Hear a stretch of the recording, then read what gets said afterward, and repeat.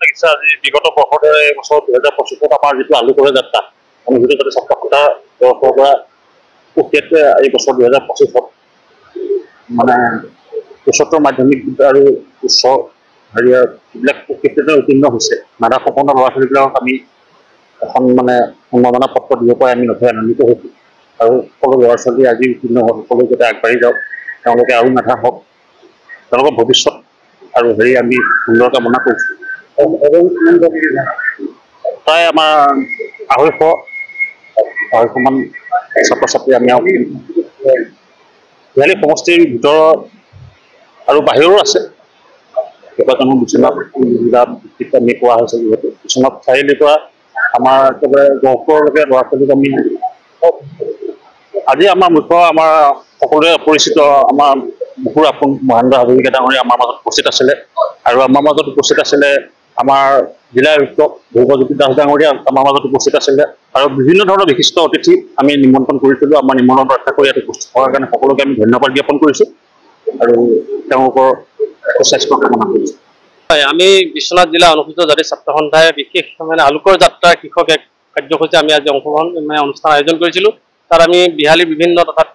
বিভিন্ন ছাত্ৰ ছাত্ৰীক উচ্চ আৰু উচ্চতৰ মাধ্যমিক বিদ্যালয়ৰ ছাত্ৰ ছাত্ৰীসকলক আমি আমন্ত্ৰণ কৰিছিলোঁ আমন্ত্ৰণ কৰি তেখেতক অভিনন্দন আৰু এখন ফুলাম গামোচাৰে আমি সম্বৰ্ধনা জ্ঞাপন কৰিলোঁ তেখেতলোকৰ ভৱিষ্যত উজ্জ্বল কামনা হোৱাৰ স্বাৰ্থে আমি এই কাৰ্যসূচীটো উদ্যোগ লৈছিলোঁ আৰু আমাৰ বিশিষ্ট ব্যক্তিসকল আজি আমি আমন্ত্ৰণ কৰি আনিছিলোঁ তেখেতলোকক আমি সম্বৰ্ধনা জ্ঞাপন কৰিছোঁ আৰু আপোনালোক যিহেতু সাংবাদিক সকলো আহিছে আমি আপোনালোককো অভিনন্দন জ্ঞাপন কৰিছোঁ অহাৰ কাৰণে আমি ধন্যবাদ জ্ঞাপন কৰিছোঁ এই অনুষ্ঠানত সকলো ৰাইজে আমাক যিদৰে সহায় সহযোগিতা আৰু আমাৰ ছাত্ৰ ছাত্ৰীসকল যিখন উৎফুল্লিত হৈ আহিলে আমি সকলোকে ধন্যবাদ জ্ঞাপন কৰিছোঁ আৰু এনেদৰে এটা সুন্দৰ অনুষ্ঠান মাজে সময়ে চবকে পাতি থাকিব আমি সকলো দল সংগঠন তথা বিশিষ্ট অতিথি হিচাপে আমাৰ অসমৰ জনপ্ৰিয় কণ্ঠশিল্পী তথা জনতাৰ শিল্পী মহেন্দ্ৰ হাজৰিকা ডাঙৰীয়া এই কাৰ্যসূচীত উপস্থিত আছিলে আমাৰ বিহালীৰ সমজিলা আয়ুক্ত ধ্ৰুৱজ্যোতি দাস ছাৰ আছিলে আমাৰ শিক্ষা বিভাগীয় মিলন দাস ছাৰ বা সমাজকৰ্মীসকল আছিলে তাত বিহালীত বিভিন্ন ক্ষেত্ৰত কাম কৰা বিশিষ্ট ব্যক্তিসকলক আমি আমন্ত্ৰণ কৰি এই অনুষ্ঠানত অংশগ্ৰহণ কৰি নিমন্ত্ৰণ জনাইছিলোঁ তেখেতসকল আমাৰ অনুষ্ঠানত আহিছে আমি ধন্যবাদ জ্ঞাপন কৰিছোঁ ইমানখিনি আমি বৰ্তমান 150গৰাকী ছাত্ৰ ছাত্ৰীক অভিনন্দন জ্ঞাপন কৰিলোঁ আৰু সেয়াই আৰু 150গৰাকী আমি আমন্ত্ৰণ কৰিছোঁ বহুত আমিতো প্ৰত্যেক বছৰে কৰোঁ যোৱাবাৰ আমি এইটো সংখ্যক বুলি নাই আমি বছৰে বছৰে পাতোঁ যোৱাবাৰ আমি গুৱাহাটীত কেন্দ্ৰীয়ভাৱে পাতিছিলোঁ আলোকৰ যাত্ৰা শীৰ্ষক এক অনুষ্ঠান গুৱাহাটী শংকৰদেৱ প্ৰেক্ষাগৃহতে দ্বিতীয় অৱস্থাত তাতে পাতিছিলোঁ এইবাৰ আমি বিহালী আকৌ বিশ্বনাথ জিলা ভিত্তিত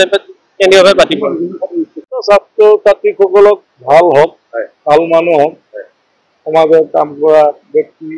হ'ব ভাল মানুহ হৈ দেখুৱাব পাৰিলে ভাল লাগে উপকৃত হ'বই কাৰণ এনেকুৱা ধৰণৰ কাৰ্যসূচীবিলাক যদি কৰা যায় আমাৰ ল'ৰা ছোৱালী বেছি আগ্ৰহ উদ্যোক্তাসকলক মই এনেকুৱা অনুষ্ঠান কৰাৰ কাৰণে তেওঁলোকক মই বহুত আনন্দিত হৈছোঁ ভৱিষ্যতে যে এনেকুৱা প্ৰগ্ৰেমবিলাক কৰিব লাগে আৰু অনুসূচিত জনজাতি ছাত্ৰ সন্থাই যিটো